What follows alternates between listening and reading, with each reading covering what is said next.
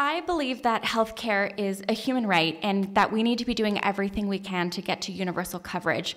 And I've lived and worked in countries around the world, and it's clear from every country that we've studied that a strong government role is the best way to get to universal coverage, including in Singapore, which Republicans like to say is their free market ideal. There's a very strong public role in their healthcare system. So I support Medicare for all, and I believe it's important that we do the transition responsibly, that we do it in a way that makes sure more people are getting coverage and that people aren't losing coverage before they get more. I also think it's important that we go beyond health insurance. We know that's not the only component of healthcare. We need to crack down on the cost of prescription drugs. We can do that in a few ways. One, more NIH grants to fund the basic science research that we know is so important to developing these new drugs.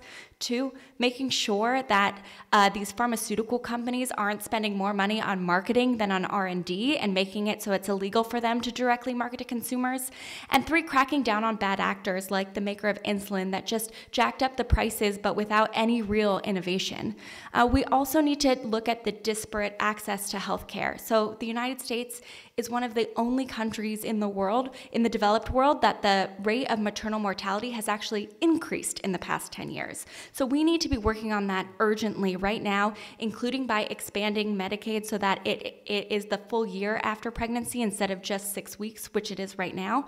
And we need to talk about the fact that for many of us, reproductive health care, women's health care is our health care. And we need to be standing up to attempts from the Trump administration, from state governments, from our courts that are trying to limit our ability to access our reproductive rights. Because for so many of us, that is the most important health care that we actually get. And we need to make sure that every woman has access to her reproductive health care and reproductive rights.